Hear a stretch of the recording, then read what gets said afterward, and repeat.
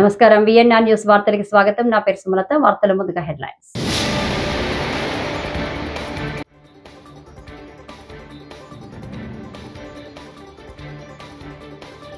ఉగ్రవాదులు వారి మద్దతుదారులపై కఠిన చర్యలు, ప్రధాని మోదీ.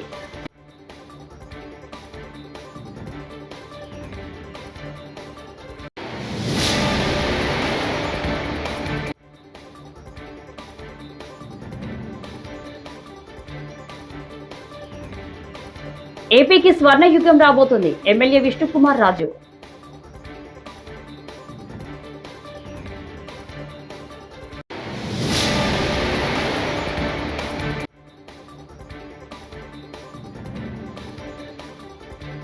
రాజధాని పేరుతో చంద్రబాబు భారీ దోపిడీ, అంబటి రాంబాబు ఆగ్రహం.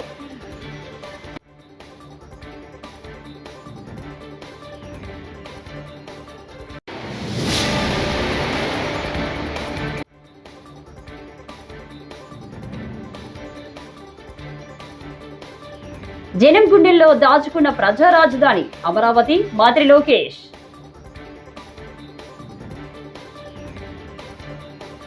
ఇక డీటెయిల్స్ వస్తే, ఉగ్రవాదం మానవాళికి అతిపెద్ద ముప్పు అని ప్రధాని మోదీ అన్నారు. దాన్ని ఎదుర్కొనేందుకు సిద్ధంగా ఉన్నామన్నారు. అంగోలా అధ్యక్షుడు జువా లోరెన్సోతో మోదీ భేటీ అయ్యారు. అనంతరం మీడియాతో మాట్లాడారు. పహల్గాం దాడి నేపథ్యంలో సీమాంతర ఉగ్రవాదంపై భారత్ చేస్తున్న పోరాటానికి అంగోలా మద్దతు పలికింది. ఉగ్రవాదులపై వారికి మద్దతు ఇచ్చే వారిపై కఠినమైన చర్యలు తీసుకోవడానికి మేము కట్టుబడి ఉన్నామని మోదీ పునరుద్ఘాటించారు. आमंत्रित किया है। फ्रेंड्स, हम एक मत है कि आतंकवाद मानवता के लिए सबसे बड़ा खतरा है। पहलगाम में हुए आतंकी हमले में मारे गए लोगों के प्रति राष्ट्रपति लॉरेंसो और अंगोला की संवेदनाओं के लिए मैं उनका आभार व्यक्त किया। We are committed to take firm and decisive action against terrorist and those who support them. We thank Angola for their support in our fight against cross border terrorism. Friends, 140 crore भारतीयों की ओर से मैं अंगोला को African union की अध्यक्षता के लिए शुभकामनाएं देता हूं। అమరావతి పునఃప్రారంభ వేడుక మహోత్సవం విజయవంతం కావడం పట్ల భాజపా నేతలు సంతోషం వ్యక్తం చేశారు. ఏపీకి స్వర్ణయుగం రాబోతుందని ఎమ్మెల్యే విష్ణుకుమార్ రాజు అన్నారు. అమరావతి ఏపీ రాజధాని అని స్పష్టం చేశారు. ఏపీని అన్ని విధాలు ఆదుకుంటామని రాష్ట్ర ప్రజలకు భరోసానిచ్చిన ప్రధాని మోదీకి వారి కృతజ్ఞత తెలిపారు. ఇంగ్లీష్ మీడియా ఛానల్లో డిప్యూటీ సీఎం పవన్ కళ్యాణ్ గారు ఒక స్టేట్మెంట్ ఇచ్చారు. ఏమని? ముస్లింస్ అందరూ కూడా ఉగ్రవాదులే. దీనికి మీరేమంటారు?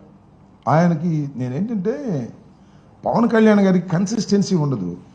ముస్లింలే దేశభక్తులు అంటాడు, ముస్లింలే ఉగ్రవాదులు అంటాడు. మళ్ళా ఈ రకంగా కన్సిస్టెన్సీ లేనటువంటి స్టేట్మెంట్స్ పవన్ కళ్యాణ్ గారు ఇవ్వటం సర్వసాధారణం. ఆయన ఒక చిన్నపిల్లవాళ్ళు అంటాడు. అందుకనే మన మోడీ గారు చాక్లెట్ కూడా ఇచ్చాడు. ఆయన కన్సిస్టెన్సీ ఉండదు.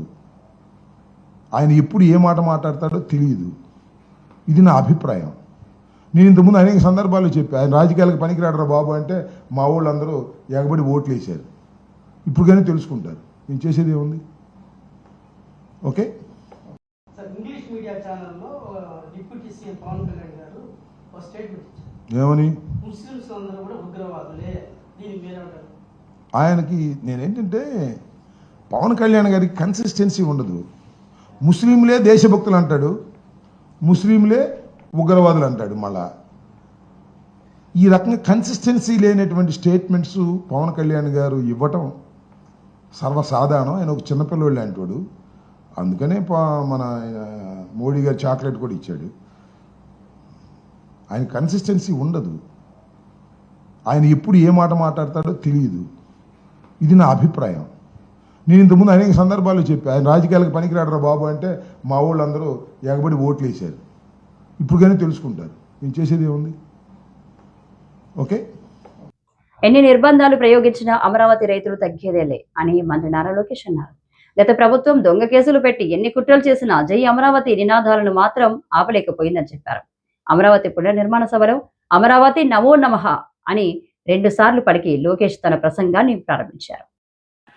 అమరావతి నమో నమః, అమరావతి నమో నమః, అమరావతి నమో నమః. వేదిక మీద ఉన్న ఆర్కిటెక్ట్ ఆఫ్ మోడర్న్ భారత్ గౌరవ ప్రధానమంత్రి నరేంద్ర మోడీ గారికి, మన పేదల నాయకుడు గౌరవ ముఖ్యమంత్రి చంద్రబాబు నాయుడు గారికి, నా అన్న గౌరవ ఉప ముఖ్యమంత్రి పవన్ అన్నకి, వేదిక పైన ఉన్న ఇతర గౌరవ పెద్దలకు, ప్రాణాలు సైతం లెక్క చేయకుండా అమరావతి కోసం పోరాడిన రైతులకు, ప్రజలకు నా హృదయపూర్వక నమస్కారాలు. ముందుగా పహల్గామ్ ఉగ్రవాద దాడిలో చనిపోయిన వారికి నేను నివాళులర్పిస్తున్నా. ఉగ్రవాదుల దాడిలో చనిపోయిన వారి కుటుంబానికి దేశం మొత్తం అండగా నిలబడుతుంది. పాకిస్తాన్ గీత దాటింది, అమాయకుల్ని చంపింది, చాలా పెద్ద తప్పు చేసింది. ఒక్క పాకిస్తాన్ కాదు, 100 పాకిస్తాన్లు వచ్చినా భారతదేశ నేలపై మొలిచిన గడ్డి కూడా పీకలేరు. 100 పాకిస్తాన్లకు సమాధానం చెప్పే ఒక్క మిసైల్ మన దగ్గర ఉంది. ఆ మిసైల్ ఏంటో తెలుసా? నమో గౌరవ ప్రధానమంత్రి నరేంద్ర మోడీ గారు. సింహం ముందల ఆటలు ఆడకూడదు, ఆడితే ఏమవుతుంది? మన సింహం నమో కొట్టే దెబ్బకి వరల్డ్ మ్యాప్ లోనే పాకిస్తాన్ అని మిస్సింగ్ రావటం ఖాయం. ఈరోజు పాకిస్తాన్ ఆర్మీలో పనిచేసేవారు కొంతమంది రాజీనామా చేశారు, కొంతమంది సెలవులు పెట్టిపోయారు. దట్ ఈస్ మన నమో. నమో కొట్టే దెబ్బకి పాకిస్తాన్ దిమ్మ తిరుగుతాం ఖాయం. ఈరోజు నేను గర్వంగా చెప్పగలుగుతున్నా, ఎంటైర్ నేషన్ స్టాండ్స్ విత్ మన నమో. కేంద్రం ఈరోజు కులగణన చేయాలన్న నిర్ణయం తీసుకుంది. ఇది ఒక నిర్ణయం కాదు, ఇది ఒక సంచలనం. Wear others hesitated for decades, Namo acted, rewriting history with courage. True to his commitment to empower the marginalized and deprived, Namo's bold stroke will deliver social justice in its truest form. నమో గారికి ఆంధ్రప్రదేశ్ అన్న, అమరావతి అన్న ఎంతో ప్రేమ. ఇప్పుడు ఆయన ఢిల్లీలో ఎంత బిజీగా ఉన్నారో మనందరూ తెలుసు. ఆయన ఈ కార్యక్రమానికి వచ్చారు. 2024 ఎన్నికల్లో ప్రజలు ఎన్డీఏ ప్రభుత్వానికి 94 సీట్లు గెలిపించారు. అందుకే మన ప్రధాని నమో గారు ఆంధ్రప్రదేశ్ కోరిన అన్ని కోరికలు తీరుస్తున్నారు. మొన్నే విశాఖపట్నానికి వచ్చి railway zone, NTPC green project, Nakkapalli bulk drug park కి నిధులు కేటాయించారు.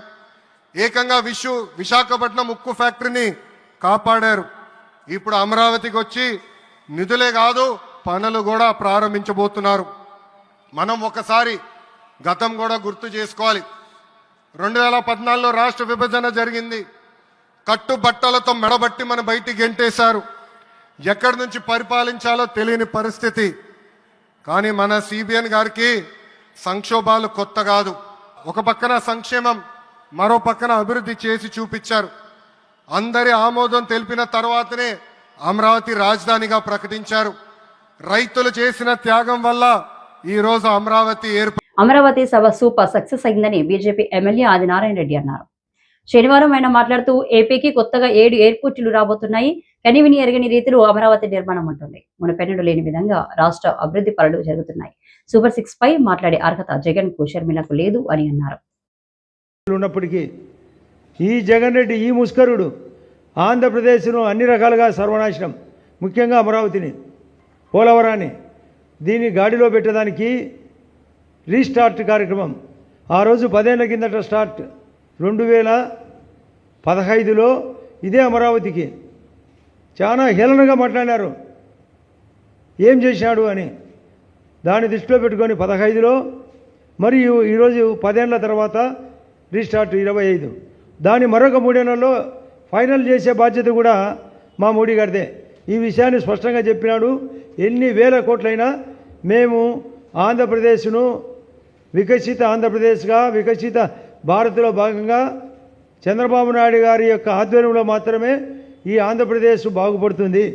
గతంలో ఆయన గుజరాత్ సీఎంగా ఉన్నప్పుడు ఉమ్మడి ఆంధ్రప్రదేశ్కు ముఖ్యమంత్రిగా ఉన్న చంద్రబాబు నాయుడును గమనించిన తర్వాత ఏ విధంగా చేయాలా అనేది ఆయన నేర్చుకున్న తర్వాత ఇతను మాత్రమే చేయగలడు అని చెప్పిన తర్వాత అందులో ఇక్కడ ఎన్డీఏ కూటమి జనసేన తోడు పవన్ కళ్యాణ్ గారు ఉన్నారు, మేమున్నాం బీజేపీ తరఫున, ఎంపీలము ఎమ్మెల్యేలము పార్టీ బలపడుతుంది. ఇక్కడ వికసిత కమలం కాబోతుంది. ఇక్కడ స్థానిక ఎన్నికలు రాబోతున్నాయి. నిన్న 58,000 కోట్లతో అందులో 49,000 కోట్లు ఓన్లీ అమరావతి, 9,000 కోట్లు వివిధ పథకాలు, 72 స్కీములు వరుసపెట్టి చదివినాడు. అదే కాకుండా పోలవరం రైతులకు ఉపయోగం, రాష్ట్రానికి ఉపయోగం. ఒకవైపు రైతులను, ఒకవైపు యువత, ఒకవైపు నారీ శక్తి మరియు పేదలను నివారణ కోసం ఎన్ని పనులు చేసినాం, ఎన్ని చేయబోతున్నాం. దేశం అంటే ఏంది? శాంతి భద్రతలు కాపాడాలా, విదేశాలతో సఖ్యతగా ఉండాలా, జీడిపి పెంచాలా, ద్రవ్యోల్బణము తగ్గించాలా, వసతుల కల్పన చేయాలా, ఆస్తుల కల్పన చేయాలా. ఆ విధంగా చేసే నాయకుడు ఎవరు అని రఘురామరాజన్ ఇప్పుడు ఫారిన్లో ఆర్బీఐ మాజీ గవర్నర్ ఉన్నాడు, ప్రొఫెసర్గా పనిచేస్తున్నాడు అని చెప్పినాడు. ఒకే ఒక వ్యక్తి మోడీ గారు. ఆయన పేరు విశ్వగురు. తన చాతుర్యంతో తన ప్రతిభతో నిన్న మీటింగులో అన్ని విషయాలు చెప్పాడు.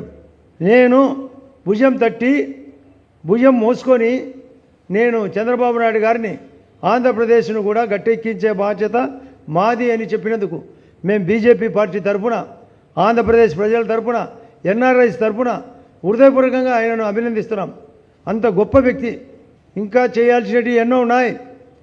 హౌసింగ్ అందరికీ అర్థమయ్యే దానికి హైయెస్ట్ హౌసింగ్ ప్రధానమంత్రి ఆవాస్ యోజన కింద టిడ్కో హౌస్. ఈ ముస్కోడ్ ఏం చేసినాడు? ఇళ్లను బ్లాక్ చేసినాడు. అదే అమరావతి పక్కన కానీ మా అన్ని నియోజకవర్గాల్లో తన పేరు పెట్టుకున్నాడు జగనన్న కాలనీ అని.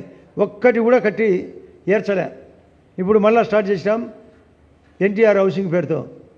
అమరావతి ఏదో ఆమె చెప్పిందంటే షర్మిలమ్మ, ఇప్పుడే కొందరు విలేకరులు చెప్తున్నారు అసలు ఏమి ఇచ్చారని. ఆమెకి ఏమన్నా తెలుసా? వాళ్ళ అన్నకి ఏమన్నా తెలుసా? అసలు అది ఎట్లా చెల్లదో. ఆపరేషన్ థియేటర్లో ఆపరేషన్ చేయకుండా బయట ఆపరేషన్ చేస్తే ఎట్లా హాస్పిటల్ పరంగా ఎట్లా చెల్లదో. ఇప్పుడు కూడా తను పారిపోవడం అందుకు నిదర్శనం. కాబట్టి ఇక షర్మిలమ్మ ఆలోచన, జగన్ రెడ్డి ఆలోచన, వాళ్ళ మధ్య గ్యాపు, వాళ్ళ ఆదాయాల కోసం, వాళ్ళ వ్యవహారాల కోసం ఎన్నెన్నో మాటలు. అవి చెల్లుబాటు కాదు, చెల్లని రూకలు, అవుట్డేటెడ్. రాష్ట్ర ప్రజలకి 1% కూడా ఇంకా డౌట్ అనేది ఉండకూడదు. కానీ దురదృష్టం ఏంటంటే మొన్న ఇక్కడికి వెళ్ళినప్పుడు, సభా ప్రాంగణంకి వెళ్ళినప్పుడు కొంతమంది రైతులు అంటే ఎంత జగన్మోహన్ రెడ్డి గారు వాళ్ళ మనసుల్లో ఇబ్బందికరమైన పరిస్థితులు తీసుకొచ్చారంటే ఆ ఫోబియా నుంచి ఇంకా బయటికి రాలేనటువంటి పరిస్థితి కొంతమంది రైతుల్లో చూడటం జరిగింది. సార్ ఇప్పుడు ఇంకా కంటిన్యూగా వస్తుంది కదా సార్, అమరావతి కదా రాజధాని అని చెప్పి వారు మళ్ళీ క్వశ్చన్ వేయటం జరిగింది. అమరావతి ఆంధ్ర రాష్ట్ర రాజధాని, ఇంక దాంట్లో తిరుగులేదు. మేము మొదటి నుంచి కూడా చెప్తున్నాము. మళ్ళీ ప్రధానమంత్రి గారు నిన్న చెప్పడం జరిగింది. ముఖ్యమంత్రి చంద్రబాబు నాయుడు గారు వారి శక్తి అంతటినీ ఉపయోగించి, శక్తి యుక్తులు ఉపయోగించి బ్రహ్మాండంగా అభివృద్ధి చేసే కార్యక్రమాల్లో అందరూ నిమగ్నమై ఉన్నారు.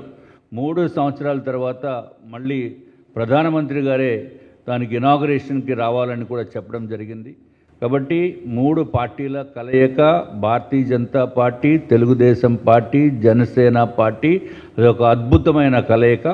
ఆంధ్ర రాష్ట్రానికి ఇంక రానున్న రోజులు స్వర్ణయుగంగా మనం మాట్లాడుకోవాల్సిన అవసరం ఉంటుంది.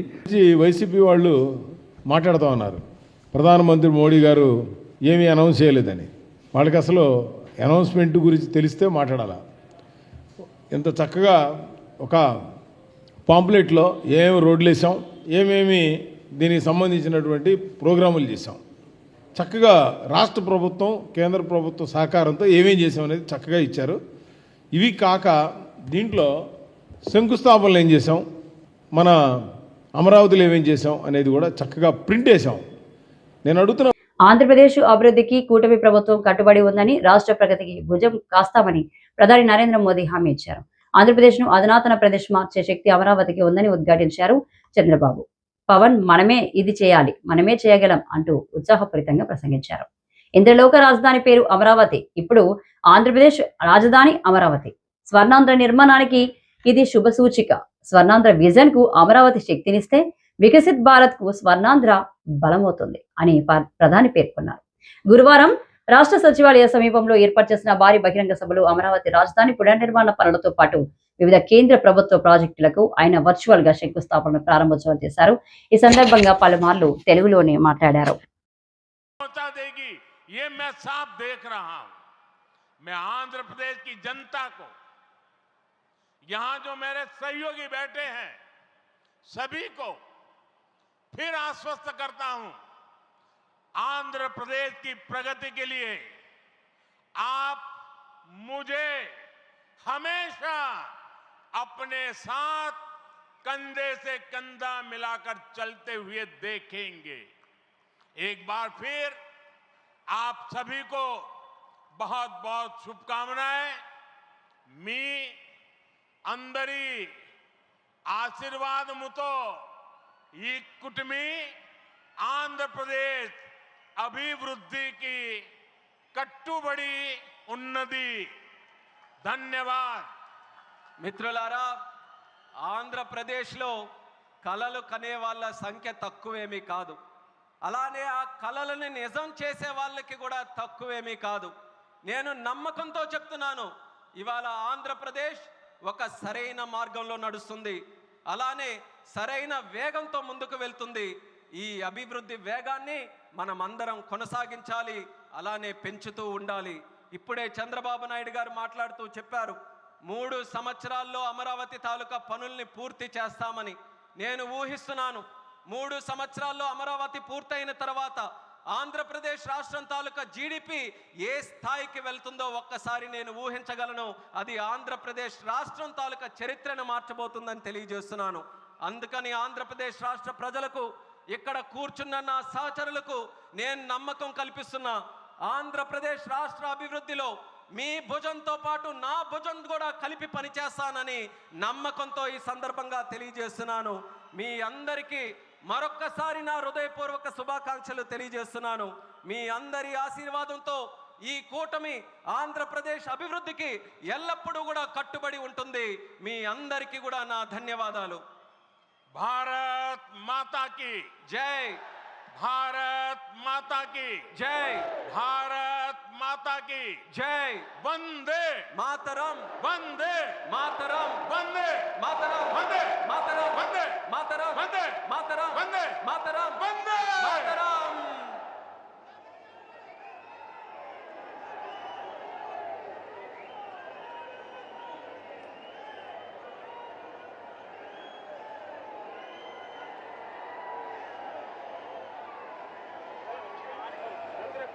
భారత్ వియత్నాం దేశాల మధ్య ఆధ్యాత్మిక సామరస్యాన్ని, బలమైన సాంస్కృతిక సంబంధాన్ని పెంపొందించేలా వియత్నాం బౌద్ధ విశ్వవిద్యాలయంలో ఉత్సవపూర్వకంగా బుద్ధ భగవానుని అవశేషాల ప్రతిష్ఠ కార్యక్రమం జరిగిందని పర్యాటక సాంస్కృతిక సినిమాటోగ్రఫీ మంత్రి కందుల దుర్గేష్ పేర్కొన్నారు.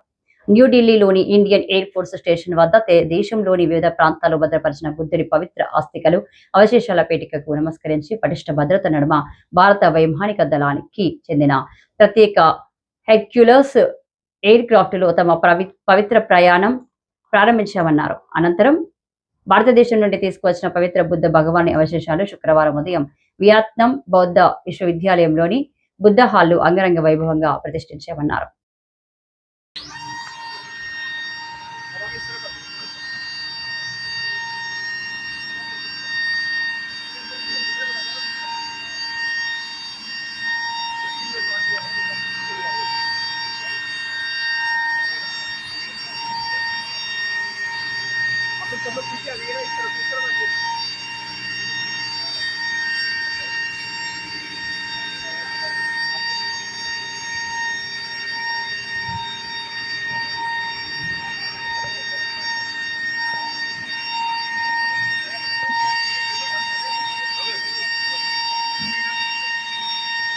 రాష్ట్రంలో అధికారంలో ఉన్న కూటమి ప్రభుత్వం సూపర్ 6 హామీల అమలులో ఘోరంగా విఫలమైందని తల్లికి వందనం 18 నుంచి 50 ఏళ్లలోపు మహిళలకు నెలకు 1500 ఇస్తామన్న ఒక్క హామీ నెరవేర్చలేదని ఆంధ్రప్రదేశ్ మహిళా సమైక్య రాష్ట్ర ప్రధాన కార్యదర్శి దుర్గాభవాని తీవ్రంగా ధ్వజమెత్తారు.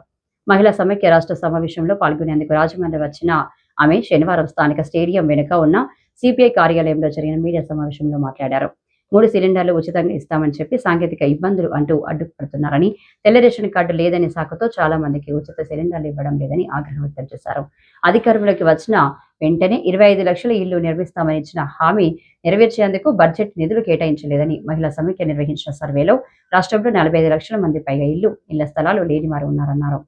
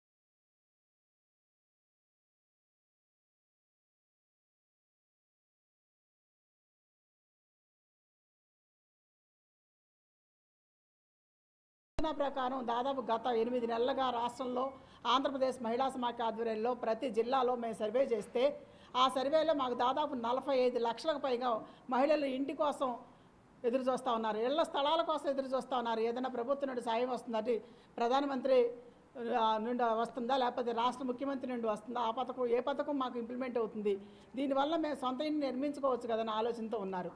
రాష్ట్ర ప్రభుత్వం ఇటీవల కాలంలో క్యాబినెట్లో కూడా నిర్ణయం చేసింది. ఆ నిర్ణయాన్ని ఇంతవరకు ఆచరణ రూపంలో తీసుకురాలేదన్న మాట వాస్తవం. దానికి తగ్గట్టు 2025-2026 బడ్జెట్లో కూడా కేటాయింపులు చూస్తే 20 లక్షల మంది 25 లక్షలు ఇల్లు కడతామని చెప్పారు. మీరు కేటాయింపులు ఎన్ని జరిగినాయి అంటే ప్రతి వాళ్ళకి పట్టణాల్లో 2 సెంట్లు, గ్రామీణ ప్రాంతాల్లో 3 సెంట్లు ఇస్తామని మీరే చెప్పారు. వాళ్ళకి కట్టుకోవడానికి 4 లక్షలు ఇస్తామని మీరే చెప్పారు. ఇవాళ 5 లక్షలు ఇమ్మని మేము డిమాండ్ చేస్తా ఉన్నాం. మా డిమాండ్ పక్కన పెట్టినాక మీరు ఇస్తానని 4 లక్షలకు కూడా బడ్జెట్లో కేటాయించని చూస్తే ఎంత చూసినా 6,346 కోట్లు కేటాయించారు. అంటే 25 లక్షల మందికి ఈ 6,300 కోట్ల రూపాయలు సరిపోతాయా? అలాగే కేంద్ర ప్రభుత్వం దేశవ్యాప్తంగా కూడా 10 లక్షల కోట్లు కేటాయిస్తున్నాం బడ్జెట్లో అని చెప్పింది. అది ప్రధానమంత్రి ఆవాస్ యోజన కింద ఇచ్చేది 10 లక్షల కోట్లు. మన రాష్ట్రానికి రావాల్సిన వాటా ఎంత? ఈ వాటాను ఎందుకు తీసుకోలేకపోతున్నారు? నిన్న నరేంద్ర మోడీ గారు అమరావతి పునర్నిర్మాణ శంకుస్థాపనకు వచ్చారు. గతంలో వచ్చారు మొత్త మట్టి చెంబు నీళ్ళు ఇచ్చి వెళ్ళిపోయారు. నిన్నేదో పవన్ కళ్యాణ్ గారికి చాక్లెట్ ఇచ్చి వెళ్ళారంట. మేమైతే చూడలా. ఆయన చాక్లెట్లు ఇస్తారో, మట్టి ఇస్తారో, నీళ్ళు ఇస్తారో మాకు అనవసరం. కానీ ఈ దేశంలో పుట్టిన ప్రతి వాళ్ళకి తినడానికి తిండి, ఉండటానికి ఇల్లు, కట్టుకోవడానికి గుడ్డ కల్పించాల్సిన బాధ్యత ప్రభుత్వానికి అయినప్పుడు ఇవాళ ఇన్ని లక్షల మంది ఆంధ్రప్రదేశ్లో 45 లక్షలకు పైగా ప్రజలు ఇల్లు లేక అలోలక్షణ ఏడుస్తా అటు ఇంటెద్దులు కట్టలేక కుటుంబాలను పోషించుకునే పరిస్థితి లేక ఇబ్బంది పడతా ఉంటే ఇంతవరకు ఆ ఇళ్ల మీద ఎందుకు శ్రద్ధ వహించట్లేదని చెప్పేసి ప్రభుత్వాన్ని మేము నిలదీయదలుచుకున్నాం. ఇప్పటికి అప్లికేషన్లు పెట్టించాం. దాదాపు ప్రతి ఎంఆర్ ఆఫీస్లో కూడా లక్షలాది మంది అప్లికేషన్లు పెట్టారు. ఇవాళ అప్లికేషన్లు వెళ్ళి అవి ఆన్లైన్ చేయలే ఇంతవరకు.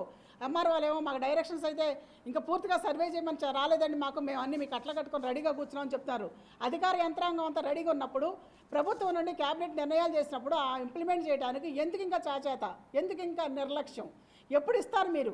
ఇచ్చిన వాగ్దానాలు ఎందుకు నెరవేర్చడంలో అశ్రద్ధ వహిస్తారని చెప్పేసి మేము ప్రభుత్వాన్ని అడుగుతా ఉన్నాం. సిపిఐ న్యూ డెమోక్రసీ రాష్ట్ర పార్టీ పిలుపు మేరకు రాజమండ్రిలో వామపక్ష పార్టీలు, ప్రజా సంఘాలు, దళిత సంఘాలు ఆధ్వర్యంలో స్థానిక గోగవరం బస్టాండ్ అంబేద్కర్ విగ్రహం వద్ద ఆపరేషన్ కాగా నిలుపుదల చేయాలని, మావోయిస్టులతో చర్చలు జరపాలని డిమాండ్ చేస్తూ ధర్నా నిర్వహించారు.